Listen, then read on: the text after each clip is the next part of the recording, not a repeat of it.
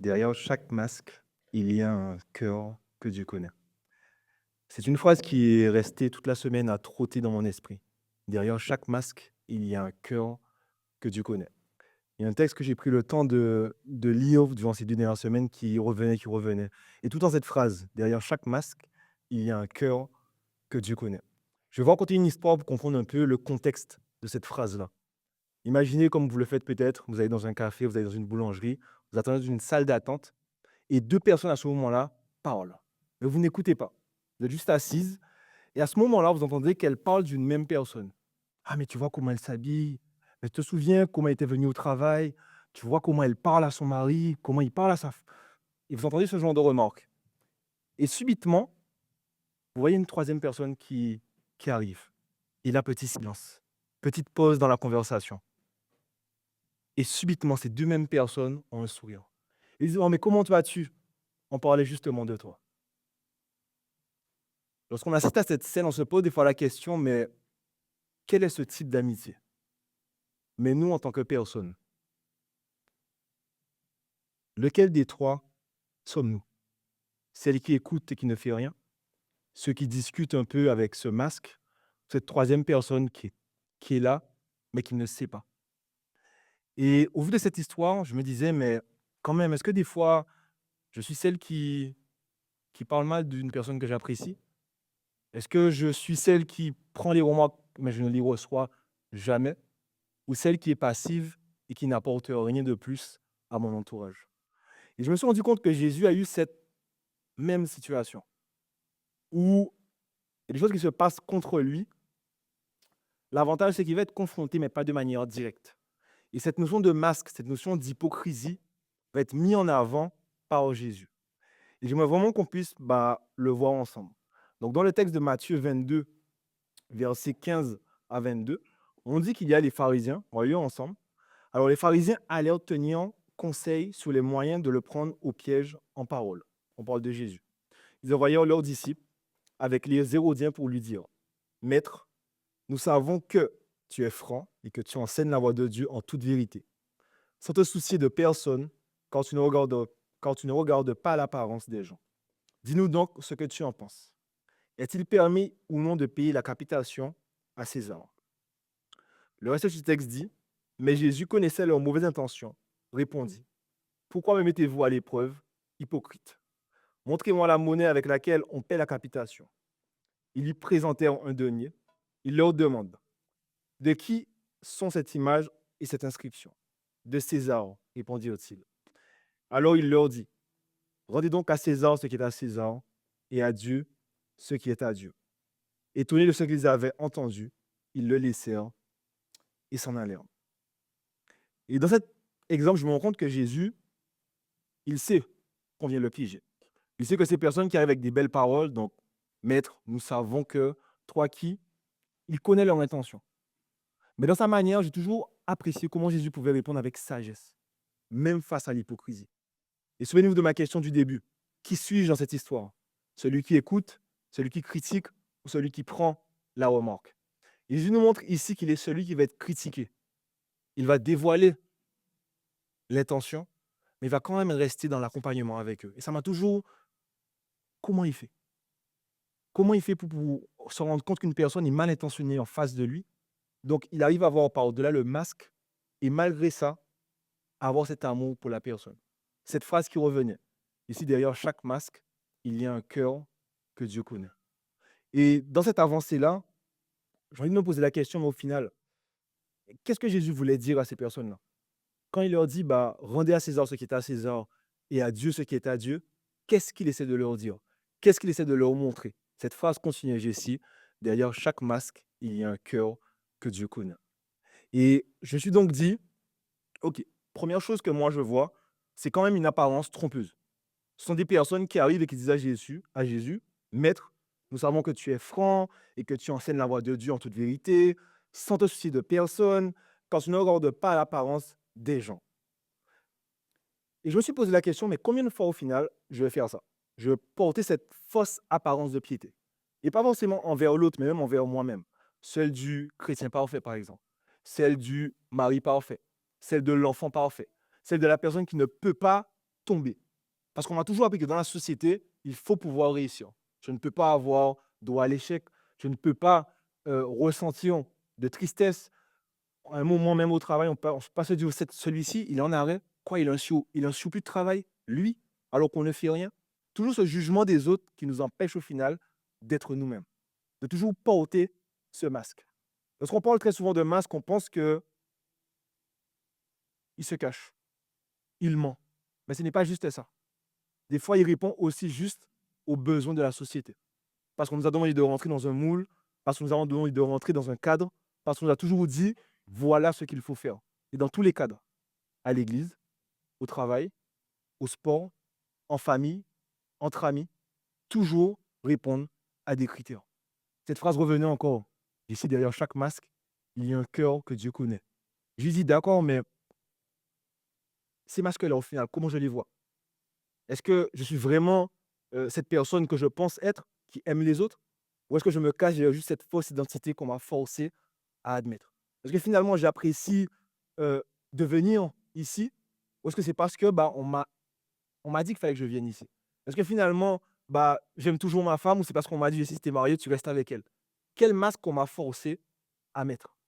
Cette question de me rendre compte, mais au final, est-ce que moi-même, quand je me regarde, je sais voir qui je suis? Cette phrase revenait encore parce que je me dis: «Mais Jésus, comment il fait pour se rendre compte de la supercherie et rester dans la discussion, rester dans l'amour avec ces personnes?» Et j'aimerais vraiment que vous posiez la question, là, pendant quelques secondes. Est-ce que je me porte un masque? Ou dans quelle situation je me suis forcé au final à me cacher par rapport à d'autres personnes? Dans quelle situation je me suis forcé à ne pas être moi-même et à m'empêcher, moi, de grandir? Parce qu'il faut se rendre compte que porter un masque et refuser d'accepter la vérité. Et à aucun moment dans la Bible, Dieu nous force à ne pas accepter la vérité. Il chemine avec nous. Le masque est le moment où nous décidons d'arrêter de marcher et nous nous figeons dans le temps. Nous nous cachons derrière une vérité qui n'est pas la nôtre, donc derrière un mensonge. Prenons le temps de la réflexion. Quel masque que je porte actuellement? Et maintenant qu'on a pu, au final, peut-être voir ce masque-là, ou ces masques-là, quel est celui peut-être que je préserve le plus en présence des autres? Est-ce qu'avec mes amis, est-ce qu'avec ma famille, est-ce qu'avec les personnes que j'apprécie, je peux être moi-même, si je le perçois? Ou est-ce que l'environnement dans lequel je suis me force à être quelqu'un, une personne que je ne suis pas? Est-ce qu'on m'a toujours appris à j'ai essayé, écoute, bah, en mon cas, tu es l'aîné, tu sais ce que ça représente. Tu dois t'occuper de tes frères et sœurs quand tes parents sont pas là. Tu dois toujours être au top, tu dois toujours avoir des bonnes notes, tu dois réussir à l'école, tu dois être le premier, tu dois montrer l'exemple. Tu dois pouvoir montrer à tes frères et sœurs le chemin à suivre. Mais est-ce qu'au final, tout ce que j'ai fait, c'est parce que c'est moi ou c'est un masque qu'on m'a forcé à porter? Est-ce qu'au final, j'avais pas droit à l'échec aussi? Est-ce qu'au final, j'avais pas droit à ne pas réussir? Est-ce que c'est une mauvaise chose de réussir? Est-ce que c'est une mauvaise chose que d'échouer? Quel masque que je porte en présence d'autres personnes? Ou est-ce que je suis vraiment véritable?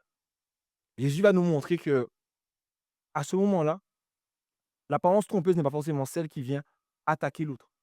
L'apparence trompeuse est des fois de ne pas se rendre compte dans quel état que nous sommes. Très souvent, nous voyons le masque que l'autre porte. Ah, j'ai vu qu'il n'était pas franc avec moi. Ah, j'ai vu qu'il m'a menti. Ah, j'ai vu qu'il était à un double jeu.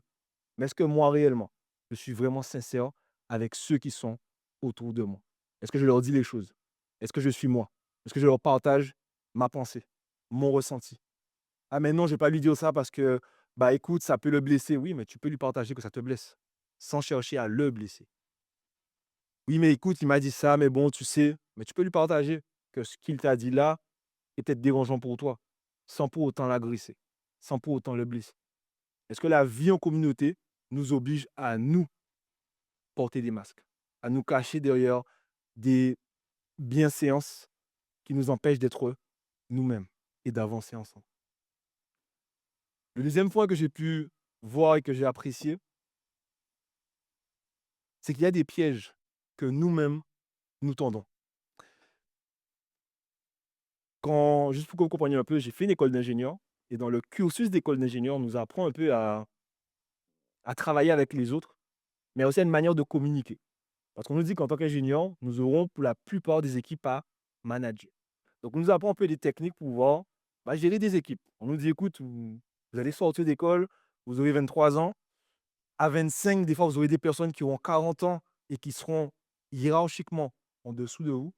Il va falloir tenir la cadence pour qu'une personne qui a 10, 12 ans de plus d'expérience vous écoute. Et donc, on va nous parler de plusieurs choses. Quand tu as un message à faire passer, tu commences par une bonne nouvelle. Tu dis après ce qui ne va pas. Tu réenchéris par une bonne nouvelle. Tu redis la deuxième chose qui ne va pas et tu arrêtes. Tu laisses le temps, tu discutes, tu redonnes une bonne nouvelle, etc. Et c'est des techniques qu'on appelle des techniques de communication. Et des fois, je me dis, mais c'est quoi la limite entre la communication et la manipulation? Parce que j'en ai lu des livres sur comment se faire des amis, plus malin que le diable. Ce sont des livres qui nous apprennent un peu là. Oui, je sais, le titre paraît un peu fou, mais c'est un livre qui parle juste de communication. En fait, plus malin que le diable, c'est un livre qui parle un peu de comment interagir avec les autres et dans n'importe quel type de situation, réussir soit avoir raison, ce qui est un concept assez abstrait, soit réellement emmener la discussion vers un point qui nous arrange. Et je me suis dit, OK, à quel moment que, parce que malheureusement, qu'on a des connaissances ou des compétences, c'est compliqué des fois de ne pas l'utiliser, même inconsciemment. À quel moment, bah, peut-être je suis un bon communicant en termes de facilitateur, vu que je permets l'échange, mais sain, et à quel moment mes compétences deviennent des pièges. À quel moment je vais pouvoir utiliser ce que je sais ou ce que j'utilise pour piéger l'autre. Et j'ai une personne que j'ai rencontrée il y a 3 ans qui me disait, Jessie, l'influence et la manipulation sont différentes. Et son explication était, l'influence, c'est pour le bien de quelqu'un. La manipulation, c'est pour ton bien personnel. J'ai dit, OK. Maintenant, si je considère que ça, c'est son bien, mais c'est moi qui considère, est-ce que je ne suis pas en train de le manipuler quand même? Et je n'ai pas la réponse. Tu vois, je lui dis, oh, si j'emmène l'autre quelque part où il ne veut pas aller, même si je pense que c'est bien, je suis quand même dans la manipulation. Et à ce moment-là, mais c'est quoi le piège que je tends? Si je vois un ami à moi qui, je prends l'exemple vraiment, vraiment poussé, hein, il fume de la drogue, je sais que c'est pas bien, je sais que voilà, il faut qu'il arrête, mais que je le manipule pour qu'il arrête de fumer. Est-ce que je lui ai tendu un piège ou est-ce que je l'ai aidé? Et je me suis posé la question. Parce que là où j'ai grandi, j'en ai beaucoup des amis qui fument de la drogue. Je me suis toujours posé la question. J'essaie jusqu'à quel point tu peux utiliser ce genre de belles phrases. Parce que la belle phrase qu'il disait à Jésus au début, elle est belle. Maître, nous savons que voilà, tu es au-dessus, que tu ne regardes pas aux autres, que tu parles de la vérité, que tu es là. Mais l'intention derrière. Et j'aimerais vraiment qu'on puisse réfléchir à ça. Quelle intention que nous mettons quand nous discutons avec les autres, par rapport aux mots que nous allons utiliser, par rapport à la manière que nous allons agencer ces différents éléments. Parce que derrière chaque masque, il y a un cœur que Dieu connaît.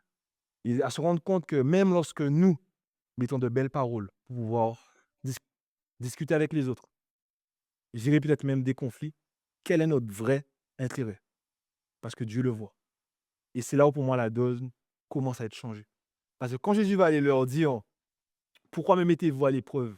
Hypocrite, eux ils savent. Jésus il sait.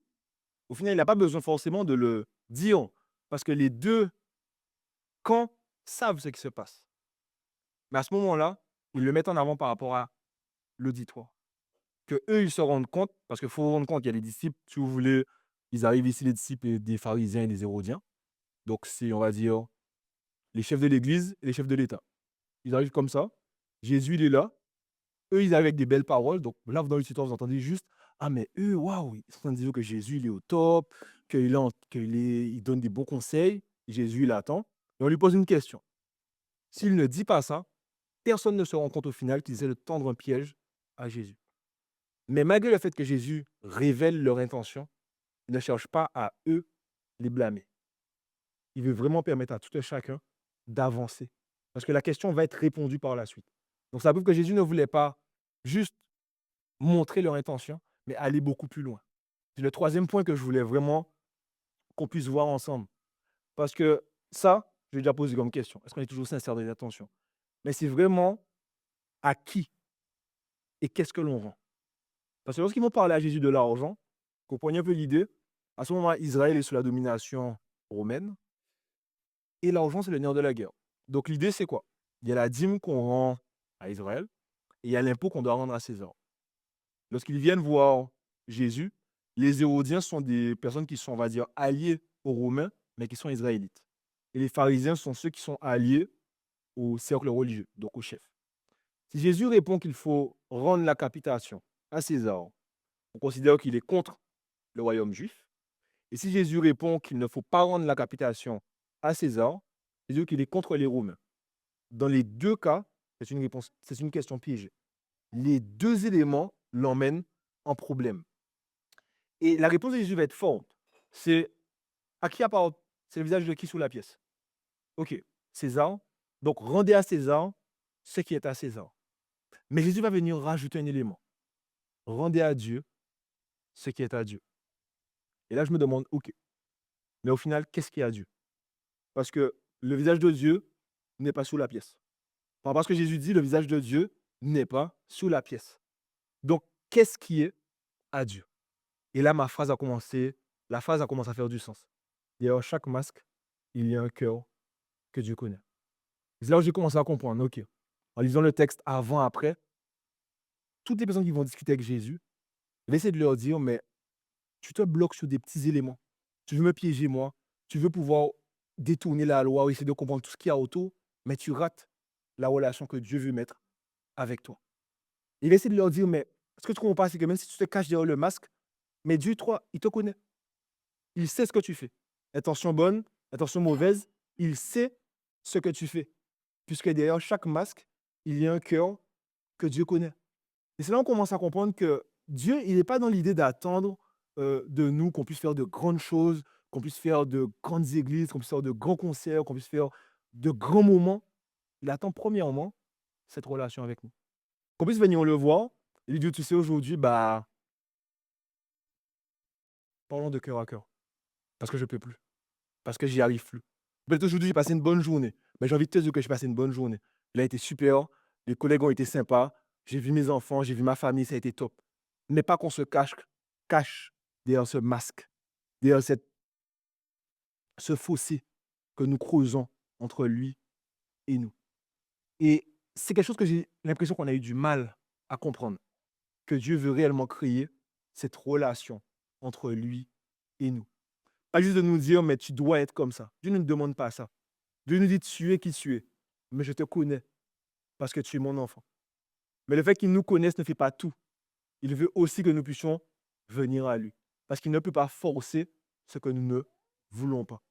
Et il nous dit, mais même derrière ton masque, je te vois tel que tu es. Est-ce que tu veux prendre le temps d'être vrai avec moi? Et j'ai l'impression, moi, durant ce texte-là, que c'est ce que Jésus essaie de leur dire. Il essaie de leur dire, mais vous vous rendez pas compte. Vous êtes là en train de parler de capitation, de César, d'argent, mais laissez tomber tout ça. Rendez à César l'argent, mais allez vers Dieu. Rendez à Dieu ce qui est à Dieu. Laissez tomber vos masques. Laissez tomber le masque du pharisien, laissez tomber du masque de l'hérodien, laissez tomber le masque même de celui qui me suit peut-être pour de faux. Sois vrai avec moi. Sois vrai avec Dieu. Je pense réellement que Dieu nous invite, chacun d'entre nous, à être vrai avec lui et à être vrai par-dessus tout avec les autres.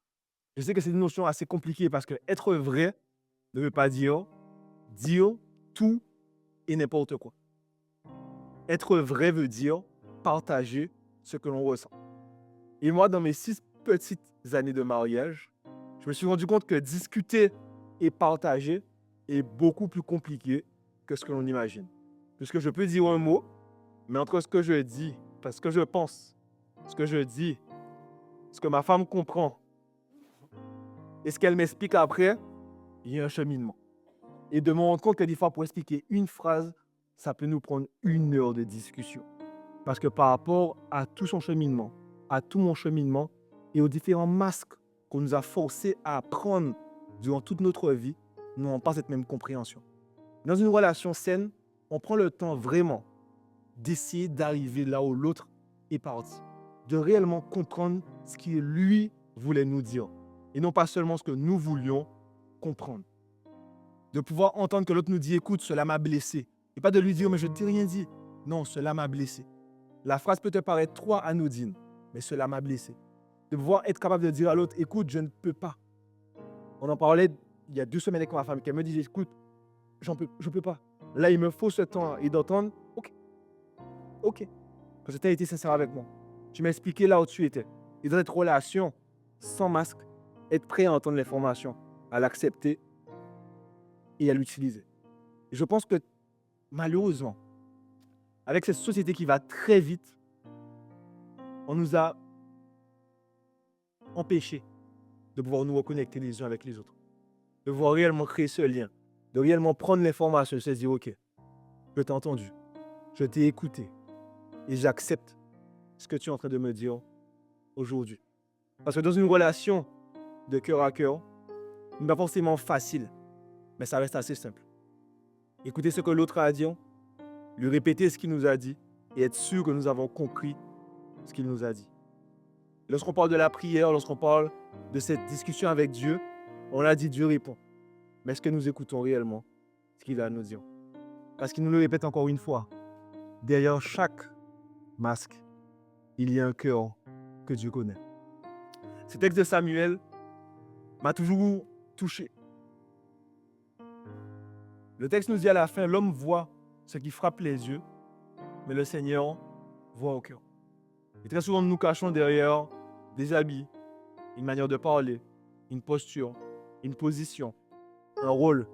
On ne se rend pas compte que Dieu, ça lui importe plus. Ce qu'il recherche d'abord, c'est ce cœur, cette relation. Parce que n'oubliez jamais, derrière chaque masque, il y a un cœur que Dieu connaît. Et Dieu est assez amour pour venir à toi, pour écouter tes peines, pour écouter tes joies, pour écouter tous ces moments où tu auras peut-être ce doute, cette affection, ces éléments, et t'accompagner chaque moment de ta vie. Et pour vous partager ces éléments-là, je me suis rendu compte à un moment quand je passais une période très difficile, que ce qui me manquait le plus, c'est de discuter avec Dieu. Parce que je lui disais, mais je ne sais même plus si tu m'écoutes. Je ne sais même plus si tu es là parce que de ce que je vois, est-ce que ce qu'on m'a appris depuis tout petit, c'est une réalité? Ou est-ce que c'est un mensonge? Et je me suis senti dans une période tellement sombre parce que je savais, j'arrivais plus à avoir cette relation parce que je ne voyais pas le masque que je commençais à porter. Et le moment où je me suis dit, je suis prêt à entendre ce que tu as à me dire. Je ne suis pas accepté que je me trompe depuis 28 ans, mais qu'aujourd'hui, je vois peut-être une réponse différente. Je suis prêt à entendre que peut-être pendant 28 ans, je n'ai pas eu les bonnes informations, mais qu'est-ce que tu as à me dire aujourd'hui? Et il y a une certitude que personne ne pourra m'enlever. Qu'importe ce qui se passe, il est toujours là avec nous. Il me répond tout le temps. Et il me dit, ne t'inquiète pas, je sais que ce n'est pas évident. Je sais que ça évolue. Mais tu n'es pas en compétition avec les autres. Tu es dans le cheminement que j'ai voulu te placer dedans. Si tu acceptes de grandir, je continuerai à avancer avec toi. Et ce qui m'a fait comprendre, c'est que l'appel que tu as dans ta vie est ton appel. Ce n'est pas celui que l'autre voudra te donner. Ce n'est pas celui que le professeur voudra voir pour toi. C'est celui que j'ai placé dans ton cœur. Donc écoute-moi. Fais-moi confiance. Sois ouvert à ce que les autres te disent, mais n'oublie jamais, c'est moi qui t'ai appelé. Parce que derrière chaque masque, il y a un cœur que Dieu connaît. Merci d'avoir regardé cette vidéo jusqu'au bout. Si elle t'a inspiré ou touché, n'hésite pas à liker, à partager et surtout t'abonner pour ne rien manquer. Rejoins la famille Vivo pour des messages qui t'inspirent, t'aident à avancer chaque semaine. Dis-nous aussi en commentaire ce que tu as retenu ou aimé dans cette vidéo. Je te dis à très bientôt pour une nouvelle vidéo. Reste connecté avec notre Seigneur Jésus-Christ.